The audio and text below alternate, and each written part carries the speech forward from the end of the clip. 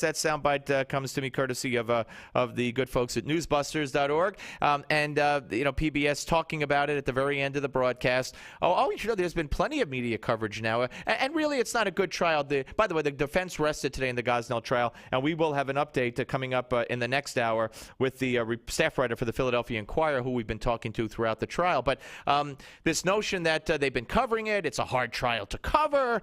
There's a gag order. There's no cameras in the courtroom. I mean, that's true for almost any trial of any significance, with the exception of a few. So let's just put it in this perspective. The managing editor or something of the Washington Post, who said last week that he had just learned of the story. Right. As that clip just tells you, that story was out in 2011. Reporters are just learning about it. No, they haven't covered it.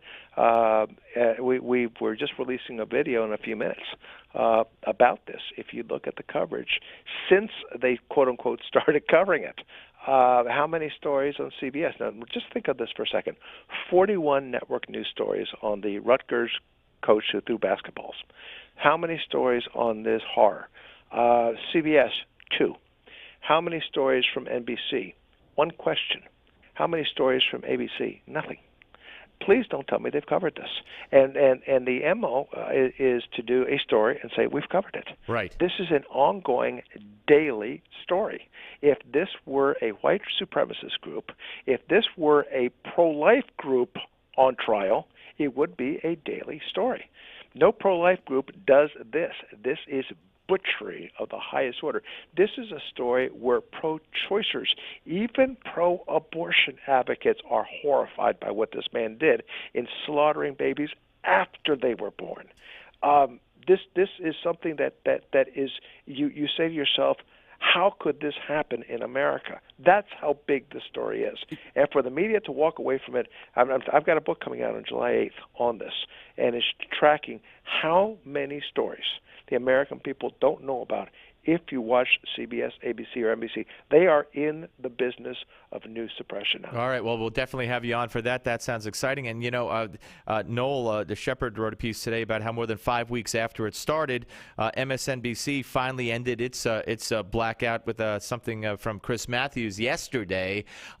This is and now they will announce that they've done it. They've covered it. Right. But here, if this was an abortion doctor murder, like you said, this would be covered every single day, and it would lead the news with the exception of the bombing coverage. And the fact of the matter is that we're talking about a serial killer. We have a report from a testimony from a woman this week that there was a baby floating around in the toilet trying to get out. Trying to swim. And nobody talks about it. No, how about this, Steve? What if there were a story about a crisis pregnancy center run by, say, Pat Robertson, where it turned out that the expectant mother was killed by the people, quote unquote, caring for her?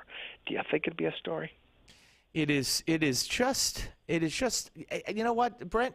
It's this in particular, and this is a riveting, horrific example of how, when we're talking about the death of little live babies, even the media will have this kind of blackout. But your career is based on, and most of my career is these days is based on the fact that this is what it is. We do not have a media anymore. No, and here's another way of looking at it. And watch for this video that will be out in a few minutes.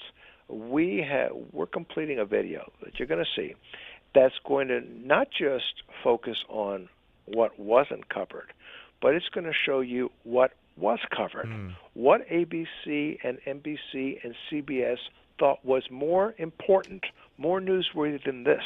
Hint, the 75th birthday of Superman. Hint, how to make cupcakes. Yeah. And it goes on and on and on from there. All those things merited national news coverage, but a horror story coming out of Philadelphia. And why? You know why it is, Stephen, because it gets in the way of the narrative of pro-abortion for them. Right. It gets in the way. Right. Anyone who sees those pictures is going to second guess if that person declared himself or herself pro-choice. That person is going to look at those pictures and say, now, wait a minute. And here's the double tragedy of it all, and the double irony, if you will, the ironic part of it, is that the women who were victimized here, had their live babies killed or were harmed themselves. In one case, was killed. They were the poorest, and they were minority women. Oh, the subset stories yes, here. Yes. How minorities were put in one room with filthy conditions, and white women get to got a better the clean room. rooms. Yep. This is the one anecdote that just the one fact in this that just curdles my blood. The fact that the most gruesome of these abortions, the post-birth abortions, took place A, with this monster's wife, and B, scheduled only for Sundays. I think that's satanic. It's right up there. I got to tell you, it is right up there. And I yesterday, some of the networks did manage to interject a story in between the cupcake stories and whatnot, and what Michelle Obama is doing with her hair, to tell us that 3 of the murder charges had been dropped. Well, guess what? Today, at least one of those was reinstated, and I haven't seen that anywhere. No. Now, I was talking to a reporter early on today, and he said, do we worry about public indifference? And I said, yes, but in this case it's different. It's media indifference. And it's not even media, but the media are very focused. They're very focused on not reporting this. But I will tell you that where this story has gained ground, and thank God for you people in talk radio land, is because of talk radio and the internet that this story has gotten and gained this traction. But it is the non-indifference, it is the real concern of the average person who sees this story and is repelled by what is happening.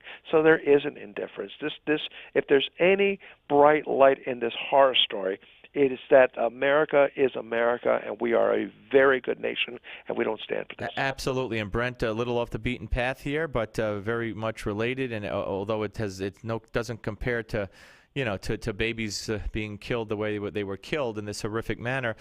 Nonetheless, Robert Redford said right before the bombing, he was on Good Morning America, and he talked to Stephanopoulos about his new movie glorifying the Weather Underground. And he was asked if you really sympathize with them. He said, I sympathize with them, I empathize with them. And Stephanopoulos said, did you know about the bombings and the violence? He said, yeah, I knew it. He said, all of it. And he said, sometimes you got to have violence. Now, you talk about not reporting. What's the difference, and I've been harping on this with Alan Dershowitz, Rush picked up on it yesterday, and with other guests. What's the difference between what the Weather Underground did? Maybe they only killed a couple of people, but they bombed after bomb after bomb. The FALN that Eric Holder and Bill Clinton let out of prison. What's the difference? And of course, William Ayers, the head of the Weather Underground, who palled around with our president. What's the difference between what they did and what was done in Boston? The answer is not much at all, yet nobody talks about any of those associations. What if John Voight came out with a movie called Glorifying Tim McVeigh? Yeah. And talked about how, well, yeah, people die, but sometimes that has to happen. Do you think there would be indifference then? Look. I'd love for Robert Redford to interview the family of the cop who was killed, in San Francisco, of the other 2 victims who were killed by the Weather Underground, and see how they think about this. Yeah, absolutely. Brent, always a pleasure, my friend, and thank you, and we'll talk to you soon. Take care, my friend. Thank you. Brent Bozell, ladies and gentlemen, the president of the Media Research Center.